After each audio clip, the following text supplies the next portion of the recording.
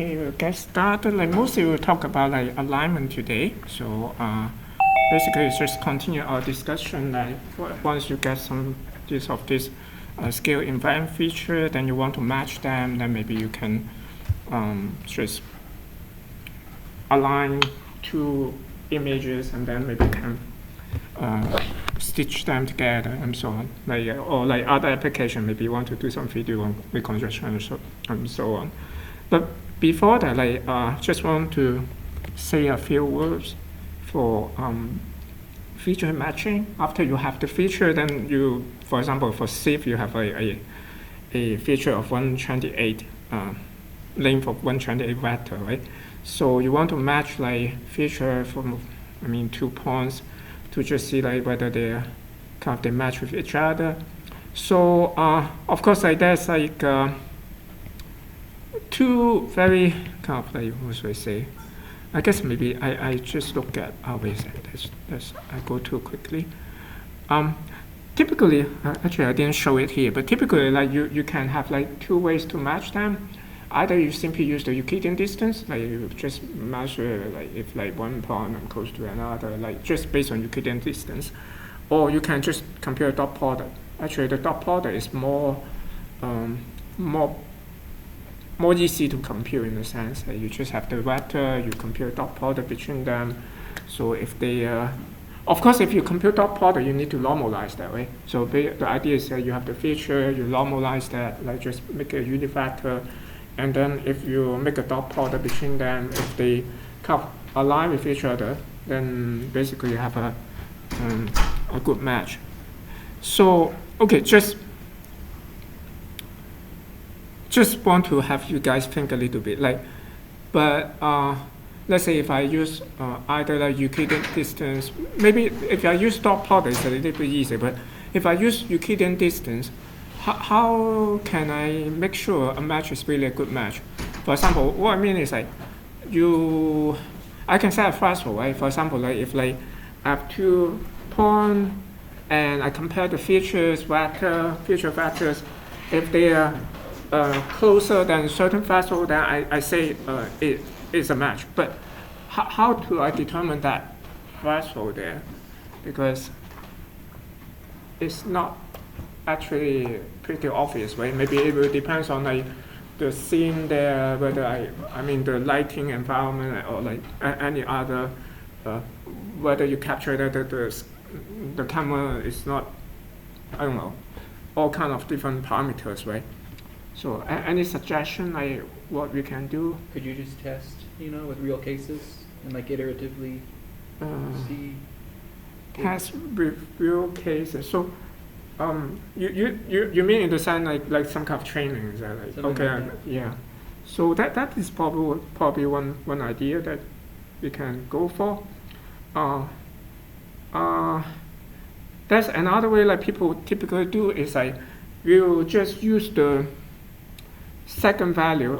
You have like you can match with like all the feature points where you, for example, you have like feature points or like the descriptors for the first image and then your descriptors for the second image. Then you try to match each of them, right?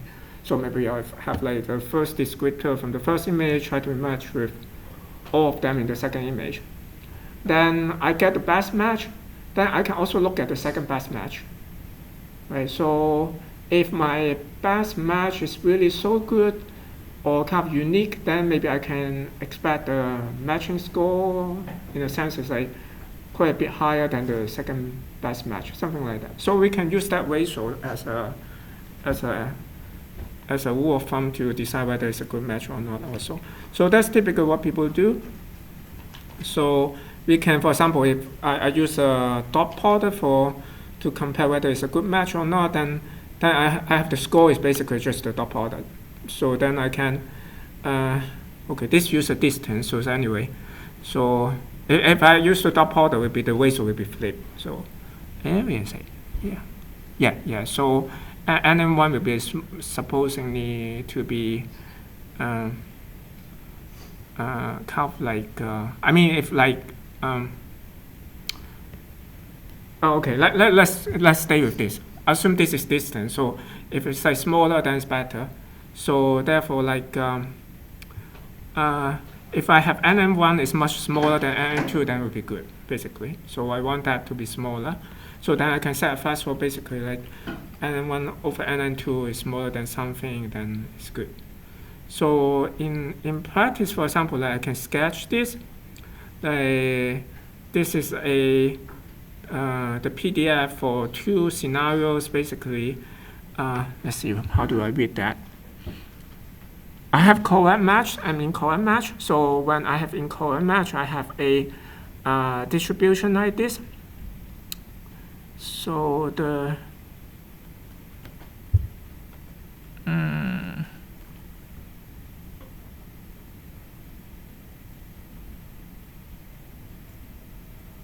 yeah.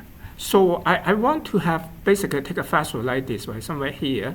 So whenever I am below this ratio here, then I will consider it as a good match. So in this case, I probably you will set the threshold ratio distance about like 0.76 or something like that, around there. Actually, typically, I see like many implementations use 0.7, but I try myself. Just for fun, it seems 0.4 is better to me, and that is also very common value to choose. So this is just some quick remark about matching the features. Then let me go to the slides that we have today. Is about like alignment. So that's basically after you get the features, then you want to align the images together, right? So this is an example. Like I have, you can see like this one. I have 2 images, right? I probably get pretty good matching points there, like one image with the other. So this is the overlapping region here in the middle. So it actually already matches pretty well, but as you see, it doesn't align well. So it doesn't align well because you expect like the 2 images actually the kind of angle is different. You need to have like some kind of like warping or transformation to make them kind of stitch together, align perfectly. So yeah. So I guess maybe just look at this will be like how the transform is supposed to be, hopefully. So we'll basically talk about this kind of transform today. So I have an image. How do I transform this into this shape? So then I can stitch them together. So then I actually it's pretty simple. So just some warping stuff. So think of like what kind of warping I have. Like I think I can skip it. So it's this 1D case. Directly go to like high dimensional case, like 2D case. So I have different kind of warping, right? The most kind of I would say like classic one will be like translation, rotation, and then maybe some aspect ratio changes, right? So how do I model with translation, by the way? So let's say I have pixels. Now I have pixels. So here, essentially you can think of like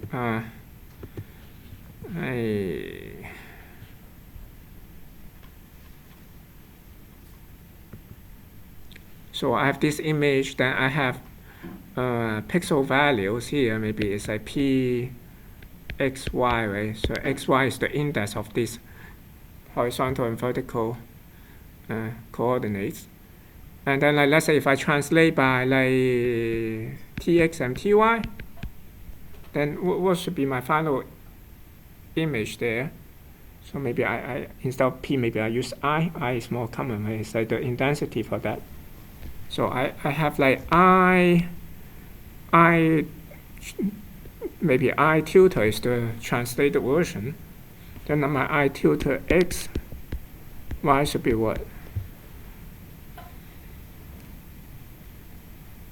So I move by several pixels there.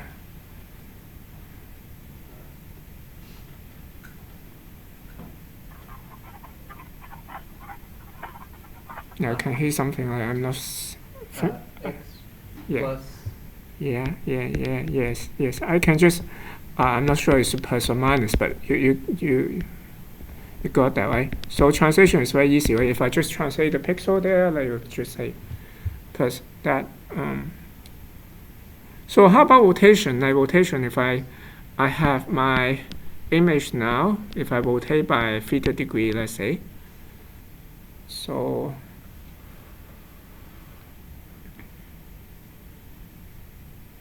then you can think of if I have a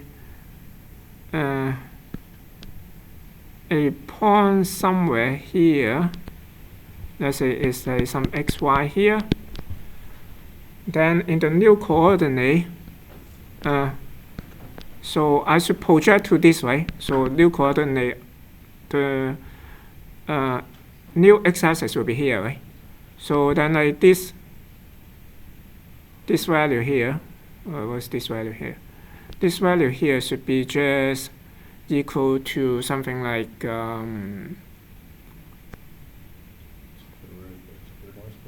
what? Square root of the squares of the components. Square root of X squared plus y squared. X squared plus y. Oh,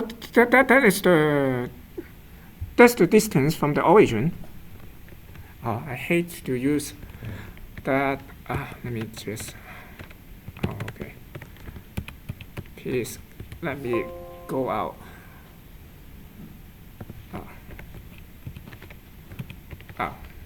Oh, why doesn't? Okay. Allow me to get out of here. This is easier. So then if I have like original this point is like p, or like the coordinate is xy, right? So in the new image, now I rotate by theta degree. Right? So then the new coordinate there should be something like the x-axis will be the length here, right? So which is just set like this x squared plus y squared. That is actually a distance here. But that's not quite right here. I don't want the distance there. But think of like what's this vector here? This vector here. So this vector is just cosine theta.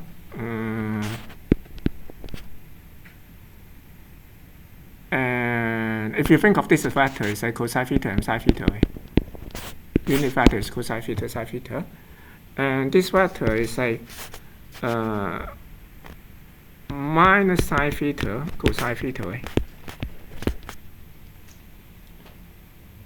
So then like this distance is just the projection of this to that way. So it's like this dot this way. So it's like just xy transpose time, or like let me just write dot product xy and cosine theta sine theta. I might do a dot product for that, the bracket for the dot product. So it's like just x cosine theta plus y sine theta there. So that's the distance for there. And this similarly, this one is just x minus x sine theta plus y cosine theta. And so therefore the new coordinate like x pi and y pi should be just equal to xy times cosine theta sine theta and minus sine theta cosine theta, something like that. Okay. So this is like the original coordinate, and this will be the new coordinate there. And actually you can do for the translation, you can do the same thing also. You can write it as a matrix form that we have earlier. So I can think of like x pi, y pi there is just equal to x, y. Can I do that? Actually, I cannot. I'm sorry. Let's see, can I? Yeah. No, actually, I cannot. Yes, I cannot. That's a good thing. Translation, I think I cannot do that like this. I'm actually that actually immediately motivates us to introduce something known as the homogeneous coordinate. So instead of just having like a 2D point represented by a 2D vectors here, I will just introduce one more coordinate here, but this is like a dummy. Just put it 1 here. But the actual coordinate from this one, this is the so-called homogeneous coordinate.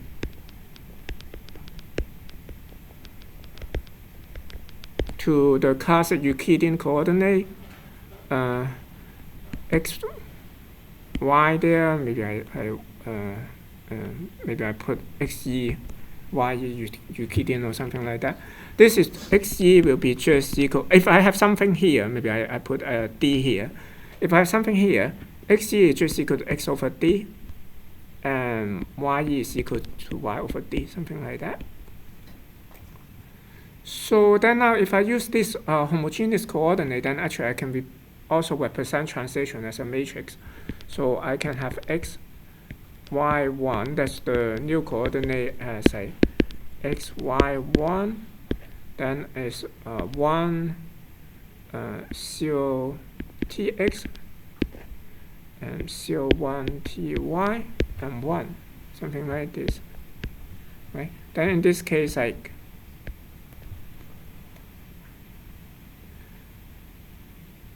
in this case, like x, you can see like x pi here is just equal to x plus tx, right? And y pi here is just y plus ty here, and of course this 1 is just equal to 1 here. That's yeah. And of course I can also like represent this with like this homogeneous coordinate as well. So if I have rotation here, I can have x, y, 1. I can call this a rotational matrix or something like that. So it's R 0, 0, 0, 0, 1, x pi, y pi, 0 to that. Yeah. And actually you can merge them together. You can see that if I have a rotation, then translation, then rotation, I can multiply these two together. So for example, I can have So it's just both operations in one? Yes, then you can just cascade them. So multiply one and then the other one. So for example, I can have like translation, then rotation, then I have like tx, ty, I, 0, this 0, 0, something like that. This is a rotation. So it's like translation, then rotation. And then if I call this something t here, then I will have something like what's that? Rt, maybe I need to do t. Yeah. So this is 1 here. This Rt and let's see here.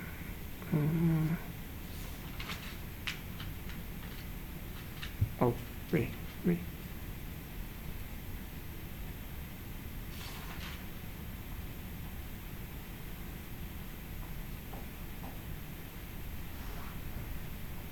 I need to be careful. So the way to read this, I can write this as that's how I write this. This is t. Let's see. If I write this t, I 0, 0. How do I? This is 1, 1, 0, 0.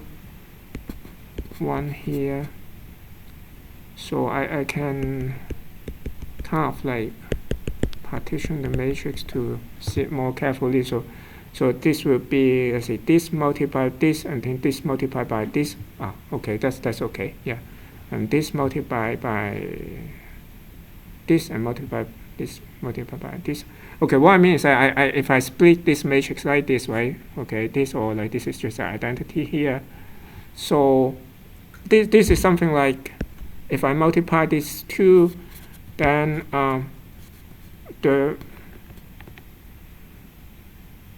when I multiply these two, like the resulting, like this corner here will be a 2 by 2 matrix. Is just equal to this multiplied by this plus this multiplied by this, right?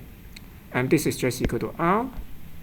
And then here is like 2 by 1 is this multiplied by this plus this multiplied by this. So it's just equal to RT. And this part here is this multiplied by this and plus this multiplied by this. So look that like I cannot arbitrarily partition that. I can do this just because really the dimension, the number of columns for this one is equal to the number of rows here. So and so anyway, so this is 0 and then finally this is 1. So okay, I mean if I can scale or something. So what I want to say, like in general, in fact, in general, actually any kind of transform you can just in homogeneous coordinate have a kind of this arbitrary matrix for this guy here. And so that the earlier, the more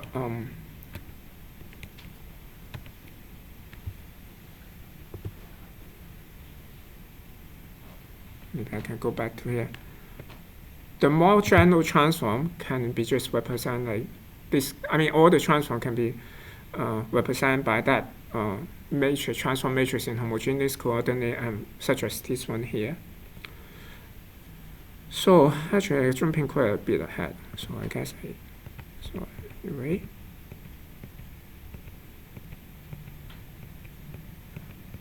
So this is just repeating what I said here. So of course, scaling then is also pretty simple. Right? Scaling will be just multiplied by like s for each of the coordinate there. So this is rotation, as I mentioned. So this is, as I mentioned there, that this use t again, but translation, as I said, cannot be represented using just the original coordinate, right? So that's why we are interested to introduce the homogeneous coordinate. And the way to see this w also, like you can think of the w is the distance of the object, the depth of the object from the camera. And you can think of like there's a kind of virtual homogeneous plane that is put y at w equal to 1. So when you have that object at far away like x, y, w, and it kind of go all the way to the camera, to the lens there, basically like it will hit somewhere here, like here that is over w and y over w equal to 1. So that would be you can think of this is the virtual screen that you are looking at here. And as I mentioned, the translation is just this, right? And so, and of course, in general, I can have the entire matrix is arbitrary.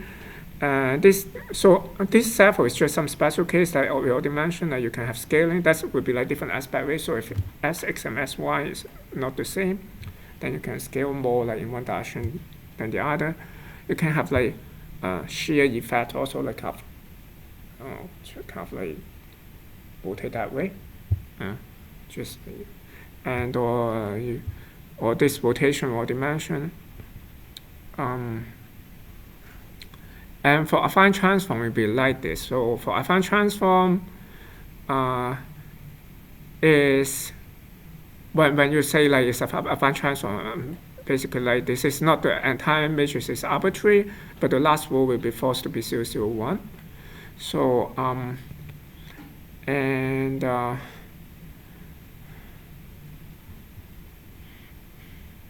so that's actually for this transform you can show that I'm not going to show it here, but you can show that there's several properties that will satisfy. If you have the transform is affine, basically everything is a line, we will also like map into a line. And also like if you have parallel line, it will be mapped to parallel lines. So if it's parallel at the beginning, it will remain parallel. And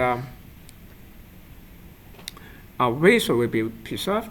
So something like if you have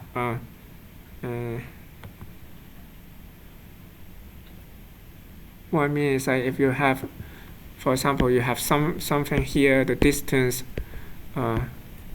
here is A, here is B. So after the mapping, like the ratio like A to B, like these two pieces are still the same.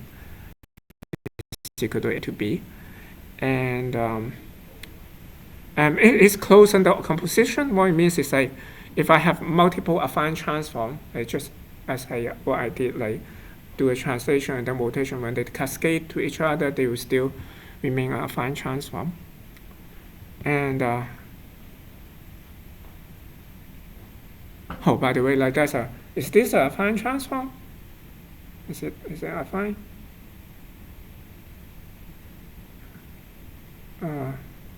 I don't know. Think of the property. I think yeah. no. Is it? Yeah, I think it's not because lines to be parallel supposed to be parallel. I don't think the lines are parallel, right? Because just think of this boundary here. These two lines is parallel. Right? So whenever you have, just look at the boundary here. It's very clear that it's not affine. So so the only thing is affine is something like if it's that we said like if you have rotation or like shear like this will be affine as well. So if this become a shape like that, it will be affine as well. But then of course then we need something more. Eh? So we need something more. It's obvious. It's just so we need to relax this constraint here also. So but honestly, why don't we bother with this? The thing is like sometimes if it's sufficient to use affine transform, for example, if you realize that your shape up to rotation is really just rotation, translation, and so on, you better input this constraint here. For example, if you are going to fit this parameter to kind of find this A, B, C, D, E, F. So if you also relax these couple variables here, and if you have noise, it's likely your result is less stable. So that's the reason why sometimes if you know ahead is affine, then better you stick with affine. So then if I relax that, like allow this to be non-zero as well, then it's known as a homography, or like it's a projective transform. If you if you paying, then probably you know some of this, like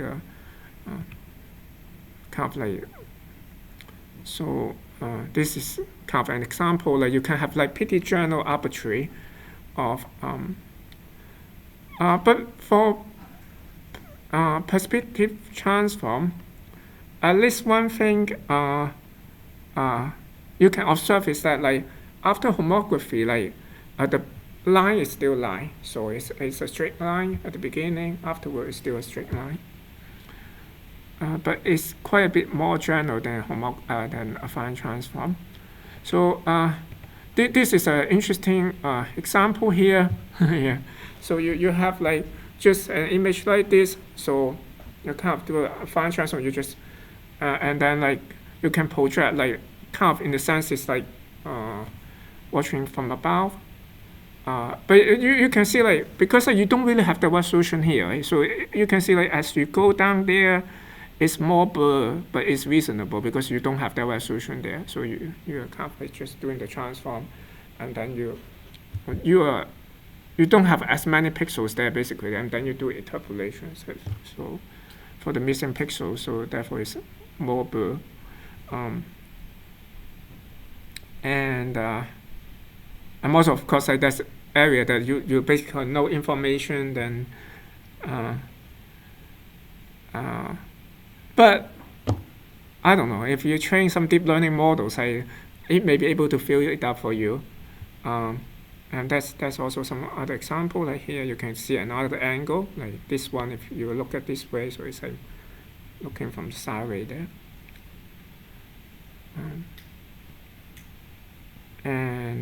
So now the question is obvious now. Oh, wait a sec, maybe I just give some remark for the property for the projective transform. As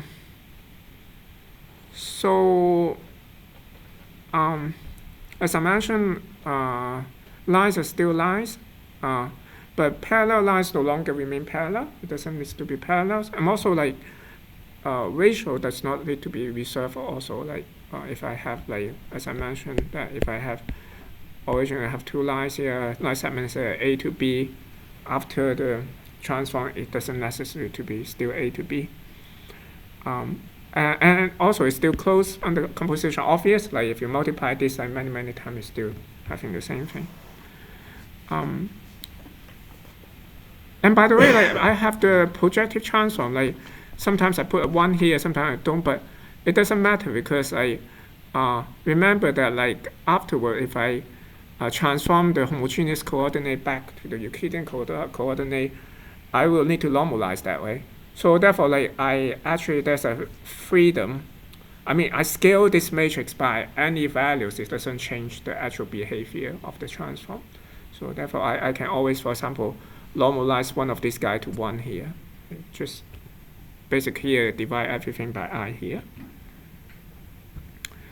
So there's a summary of like what we mentioned, this affine, projective, and I can also have a similarity transform.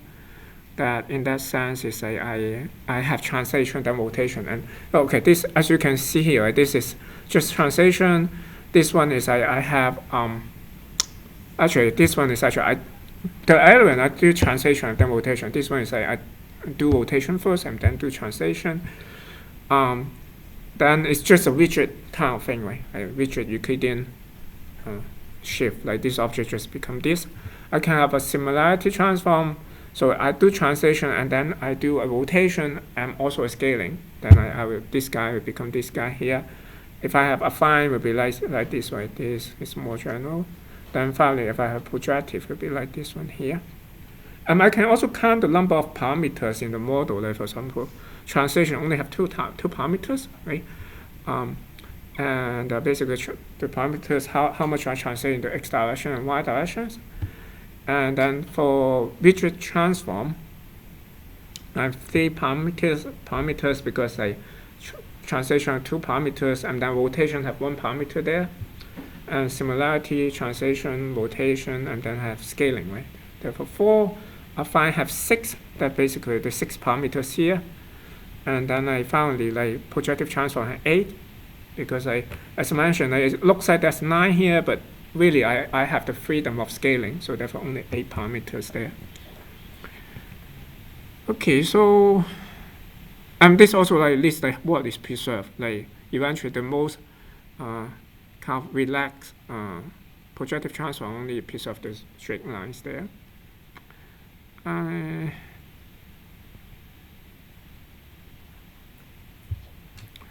So then, okay. Then the question is that we did discuss how to find feature points, key points, have a descriptor for them. We quite briefly at the beginning of the class to mention how to do the matching. Of course, you can do brute force basically. Oh, actually, by the way, like there's more to talk about, but I'm not going to talk about. For example, like there's some more kind of efficient algorithm to do the matching. Like, of course, you can do brute force, but there's maybe there's some tree-based method and so on. But because most of us would just call libraries, so I won't go into detail for that one. Then like let's talk about like how do we actually design the transform here. So what should we do? Like we have some matches here. So for example, okay, we have the problem here. Is basically I have this comic book. Right, I want to warp this thing here into like this one here. Right? So let's say I have like most of the matches correct. Right? Then I need to determine the transform now, the transform parameters we just mentioned, to warp this thing into here, this one. Then I can like stick there. So what should I do? Like any suggestion? Say that again? Map one of the edges. I have the points here. Let's say I know this point corresponds to this point corresponds to this point here. But then like what I need are these parameters, right? I have like 2, 3, 4, 6, 8. For example, like I use the most general like projective transform. Then I have the matrix, something like that, where I have 8 parameters here. Then I need to determine. So similarity is this one. So I need to find these parameters, kind of. I know that like in one image here, let's say this is image 1, this point, let's say, wait a second, this, okay, yeah, this point here, let's say the coordinate is called, what's the reasonable one? Maybe like 110 here, then this map to here, like this point here, like is 100, something like that, right? And then like maybe I have another point here, is like 60, 11, and then it mapped to this point here, somewhere here is like 80, 110, stuff like that. So I have less many matrix points here, but I want to have a general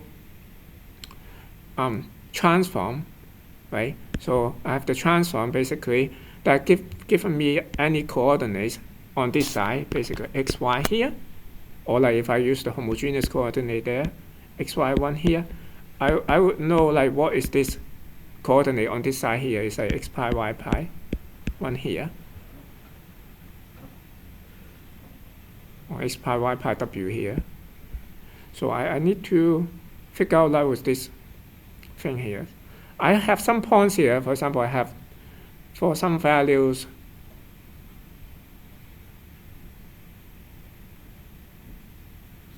So probably translation and the rotation.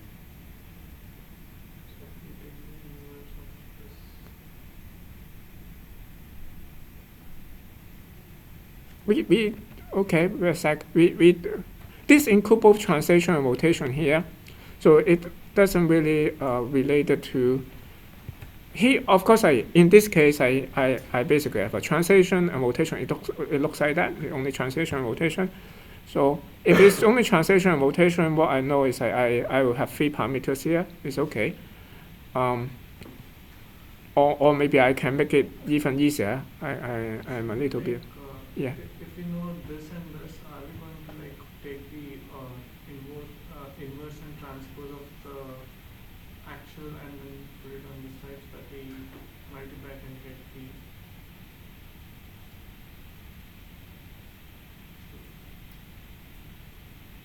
Yes. So first think of like what. Now just think of like what problem do we have? Like we can lay out the problem. Just think of this. We're engineers. I just think of this engineering problem. What are the unknown? What do we need to find? So we need to find this way basically, right? And what is given? Like we are given this way. Given this, I mean for each point, each pair of points, we have one equation here basically. Actually, we have many of these equations here, but it looks quite different from we usually when we write this thing here. When we usually write like this, we have this is like the unknown, something like that. Like it's very common to write linear algebra equation, like a matrix times some x is equal to y, something like that, right? We want to solve that, like this x is the unknown. But now it's pretty different from what we usually have. Like we have this x and y here is basically given, but this is actually unknown here, right? So we just need to like rewrite the whole thing into something like this form here, right? Then we can solve it as a linear algebra equation here. So do we only need those 4 points to perform both? No. Rotation Okay. and translation? You can count. So that's why it's useful to know the degree of freedom here. So you basically have, if you have 2 unknown, you need 2 equations, right, at least, right? So when I write this, each time I write a pair that 1 point is mapped to 1 point here, then I have basically have 1 equation, right? So if I have 1 unknown, I need 1 equation, at least. If I have 2 unknown, I at least need 2 equations. Okay. So here, like for example, if I want to map to a kind of like projective transform, then at least there's 8 equations there. Or like if I want to kind of like model it as a affine transform, then I will need at least 6 equations there. But the nice thing is or I'm not sure it's a nice or bad, but you typically have more matches than like A6 or something like that. But there's also like, I jump ahead a little bit, you can see there's some difficulty here is that my matches may be incorrect also. You see some of the matches is off. So not all of them are correct.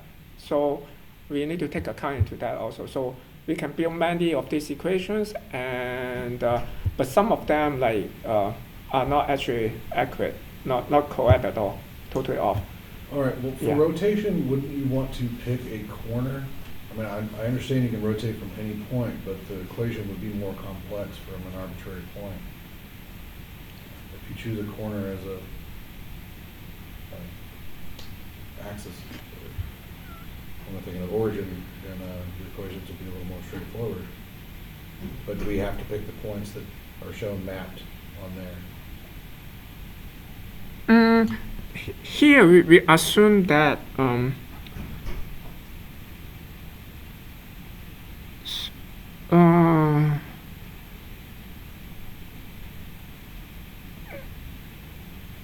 the short answer is no. I'm not exactly sure I understand your question. It won't.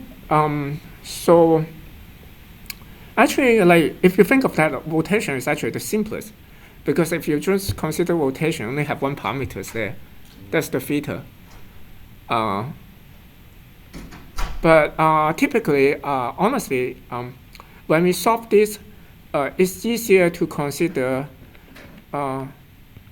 either affine or projective transform, something like that. Because when you have rotation, remember you have the transformation, it's like cosine theta, sine theta. So you have an additional constraint forcing one is equal to the, when this is cosine theta, this one has to sine theta, and so on. So even though you only have one parameters, I cannot write this as a just purely linear equation problem, like what's that called, like a set of linear equations. So, but on the other hand, if I try to model everything as affine of projective transform, then I can just maybe affine, let's say, I can just build like 6 equations there, and okay, maybe it's easier to, again, I need to get out of this. How can I get out of this? Okay. So, I mean, for example, what I mean is, let's say if I'm going to do affine. Now, I have a bunch of equations, right? Because I know that like from one image, I'm mapping to another image. I know this point is going to map to this point, let's say. And this one, let's say, is like x1, y1. And this is like x pi 1, or x tilde 1, y tilde 1, something like. So then I have basically first equation, I have x1, y1, 1 multiplied by this guy is x pi 1, y pi 1, 1, something like that. Oh, by the way, I didn't say something completely correctly. So each time this is more than one equation, right? Because I write down here is like I have, how many equations do I have?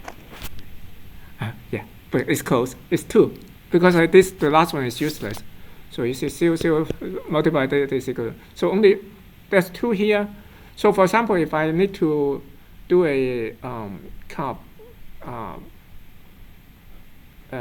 as I said here, do a affine transform modeling here. So I just need 3 points here. So let's say I have 2 points like this and my 5 points here. So then I can have more points than that. Like let's say I have 4 points. Then I basically, this one I can rewrite this as a, let me write like this. A, B, C, D, E, F, and then like x1 times A plus b times y1 also, yeah, y1 times b, and then let's see, is equal to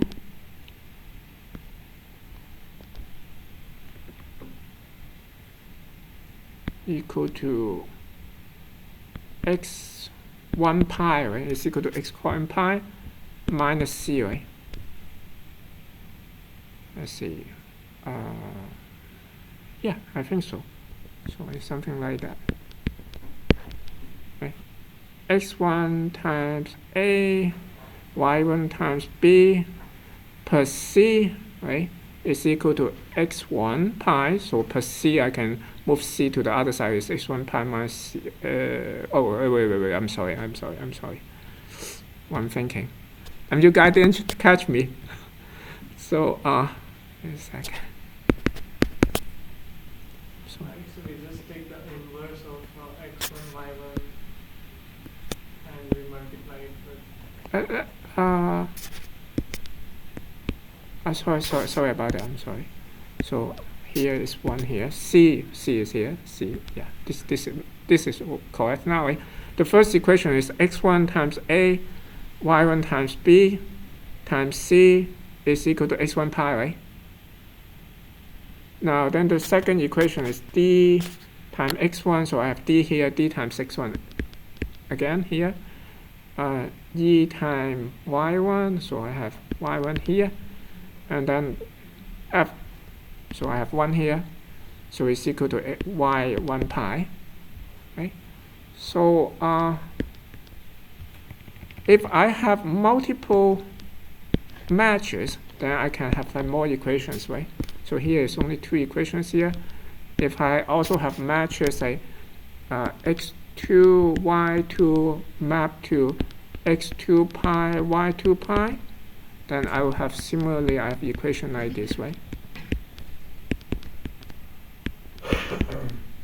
And I can have like, maybe I give 2 more, x3, y3.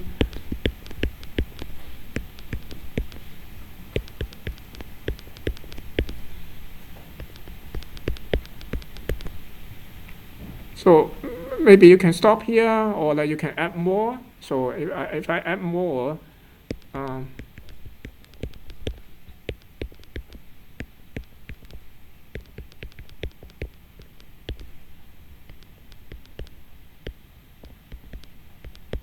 so this is like you can think of this is now a new unknown. This is like some big X here, right? This is something I don't know that I want to find. And then this is given that I know what is that, and maybe I call this big Y here, right?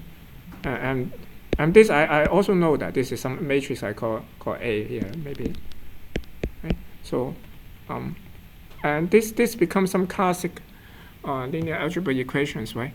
And as long as if this is a tall matrix, like A is like kind of have a rank is larger than the length of C here, length of X here, the number of variables here, then we can solve that, right? And actually, do you know the solution that one? If I want to find X here?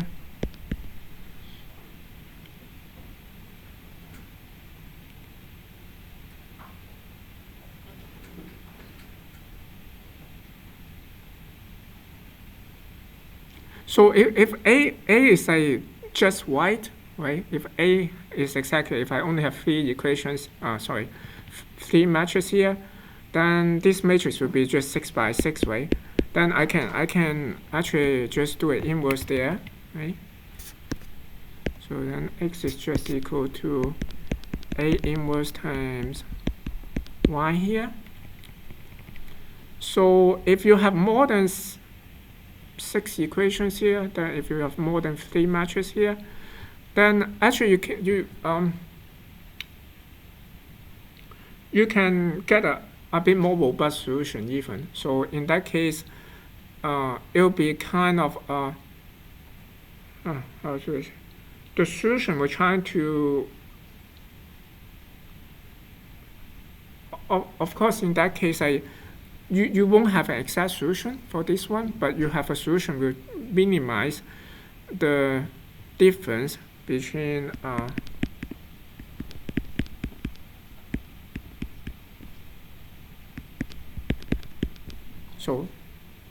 so I may, because in general, what I mean is in general, if like this one have more equation than the number of unknown, then in general, like I cannot really solve x, right? Exactly, but I can solve this. I kind of minimize this, right? I think you go through that like in some other classes. So if you minimize that, you can take the partial derivative, for example, like with respect to x here. So this thing here is actually equal to ax minus y here. So now this thing is like a column vector, right? So it's a transpose ax given y. So this second norm is equal to this guy here. Then you take the derivative with respect to x here. That's basically, or like think of like doing the gradient there. So I think like, did we go through that? I forgot. Like I think I did. Or like, yeah, maybe. So then this thing here, you can expand that is a x a wait a sec. A transpose a x, right? If I expand that, minus something like x transpose a transpose y minus a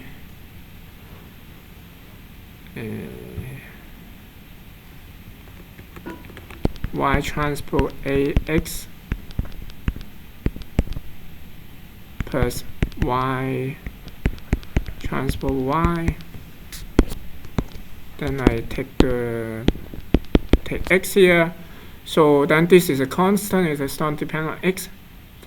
And then like this guy is something similar to like ax, something like this.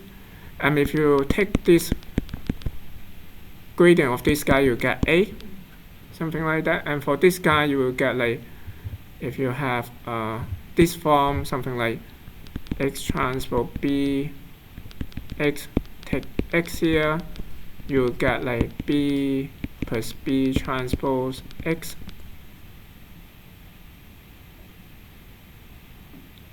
You can go through that at home actually. So, but anyway, like if you go through that, I might try to take this equal to 0 here, then basically what I get is like yeah,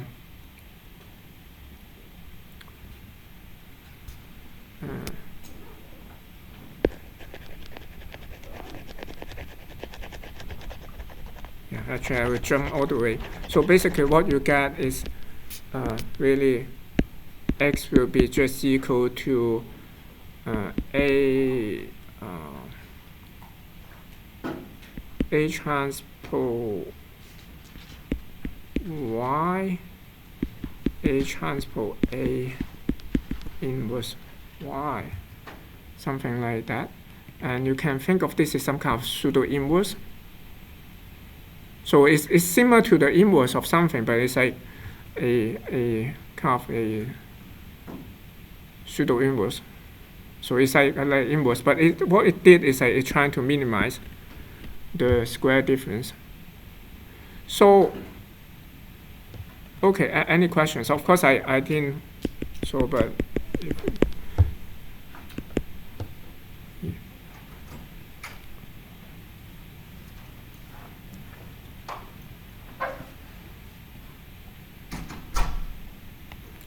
I forgot actually. I think I did go through some of these ideas previously.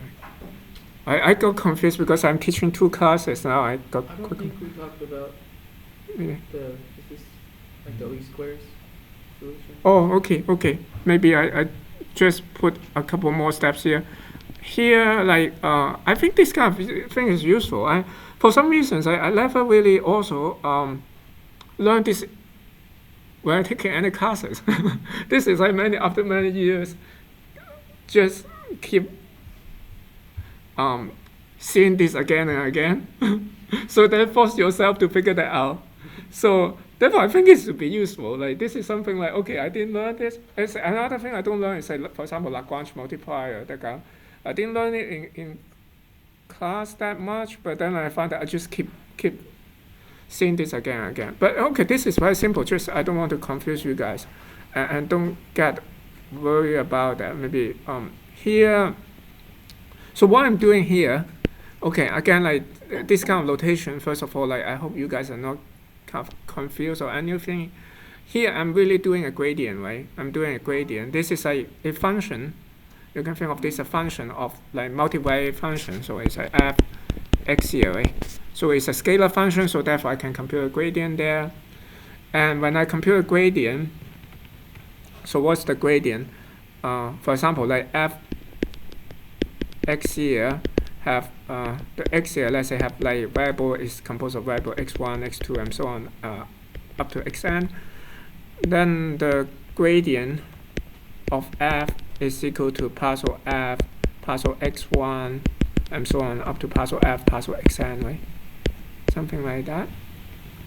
Now, I just take this as one example. These other guys you can figure it out very easily. So, say,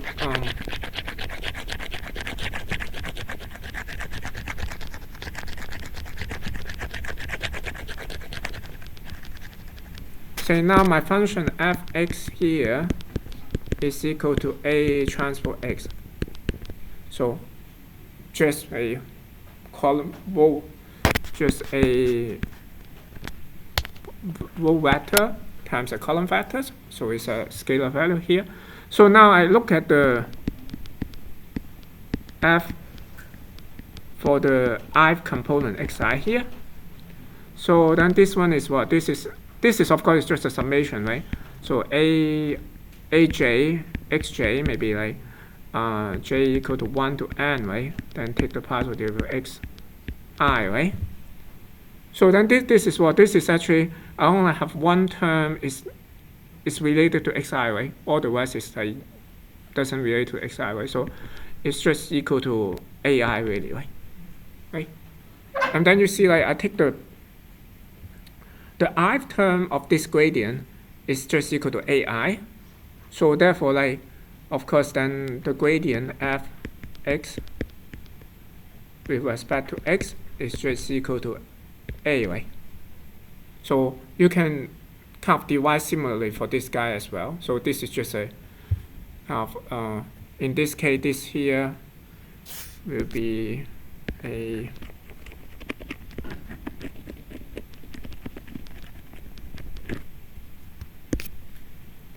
double summation, right? So this x will be like xij b j, let's see, bj, sorry, I should xij, xi bij xj. I mean, this guy is just equal to this, right? So again, I can do something like I take look at the kth term there, xk. Okay. Then xk, if I look at the kth term there, this look like I have two sums here, right? So I could either take partial derivative for this guy and then take this side as constant, or like I can take this side and then take the rest as constant. So therefore, I should have two terms, something like equal to ij. If I take with respect to xi, I can have a delta function of ik here times bij xj plus xi bij delta jk.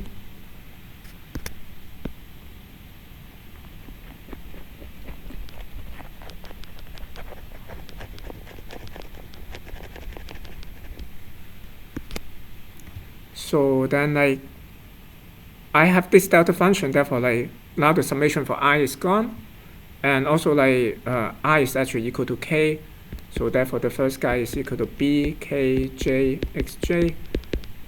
I still have a summation for j, right? And then the second one is similarly, I have delta jk here, so the summation for j is gone, but j now is equal to k, so I have xi b I k. Okay. So then this I and j are dummy variable. I can just make it the same variables here. For example, like I can make this j as I here. Okay. It's I here.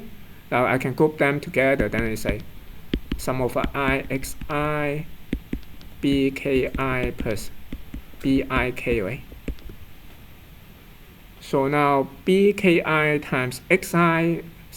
So this is just equal to b. So the first term here is just equal to b times x, the kth element. And the second term, so you see like the order is flipped, but then this is just b transpose, right? It's actually the second term is like just b transpose times x. And look at the kth term there. So therefore then you see I take this function, the kth xk, the partial derivative of xk is equal to this guy. So therefore like the gradient for this guy should be just equal to bx plus b transpose x. So therefore it's this one here. So then if I substitute to this thing here for this partial derivative, like for all of that, then eventually I will get the least square solution that that I just quoted out earlier. I put it again as the solution is x is equal to y a transpose a inverse, something like that.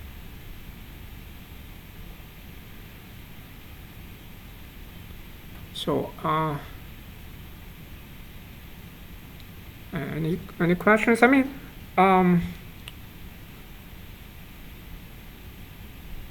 okay, I know that I hope this does not confuse you, but as I said, like this is the things that if you stay alive in academic long enough, you just keeps coming up again and again, and if you have stuff that keep coming up again and again, that is probably is useful. So, and as I mentioned, surprisingly, this is also some of this stuff that I can understand why you guys feel confused, because when I was a graduate student, I also kind of I don't think I actually picked it up as a graduate student. Only after several years, then it just kept coming back up. So but I think it's actually useful. Like if I learned that earlier, then waited several years afterward, that actually it's beneficial to me at that time. But but any questions? This kind of stuff is very common. Yeah. So the thing that we get like A, is it like a 1D array? Yes, but then like it will be this guy here, right? So wait. A is shoot, I already erased that. A is that matrix here. Yeah, x, y, 1, 0, 0, 0, 0, 0. Yeah. Small a after you take partial derivative. Oh yeah, that is just a 1D. So here, my A here, for example, can be this one, right? Y transpose A here. So basically, I just use this as so basically the B here is this one, A transpose A. So if you substitute using these kind of equations, this should be equal to 0, then you will get this. So just a couple lines there.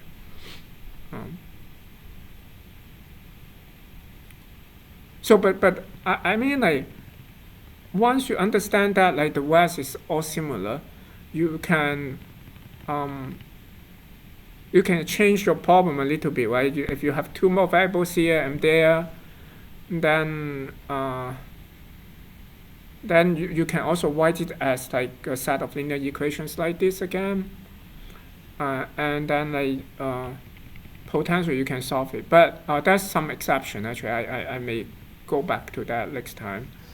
I think So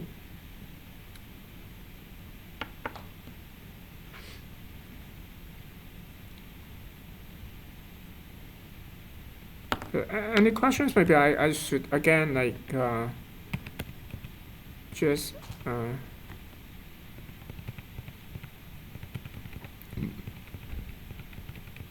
see if I can go to the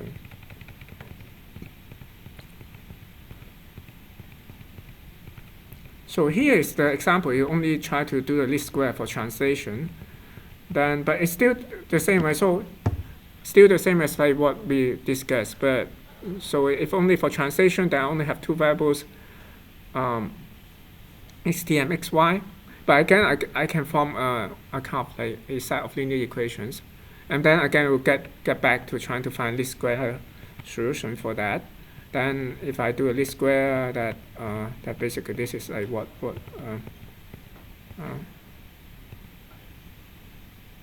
I said, like if I do a least square here, well, actually this go through the whole thing. So then this one here, trying to take this is what we expanded earlier, right? So if I have a least square, it's this guy, take the gradient this guy here. So this is t. This is like basically this form here, right? So therefore I have C plus C transpose here. C is basically A transpose plus A. A transpose A here. So it's this guy here. And then I have also like this times this times T here. T now is the variable. This times T here. And that taking the gradient will be just equal to C. So it's just equal to A transpose B. And similarly, this guy can be C as T. Okay, this. Okay, and similarly, this guy will give me like B transpose A transpose, right? So and then the whole thing should be equal to 0. So therefore, I have this is equal to 0. So then eventually you will get like this guy is equal to 0. So therefore, like I have the least square solution is equal to this one.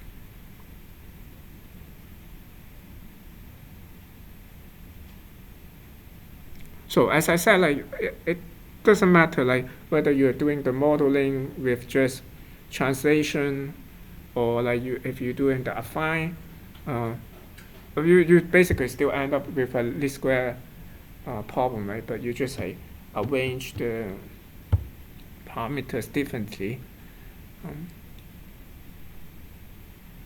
The key is that you manage to translate into a set of linear equations.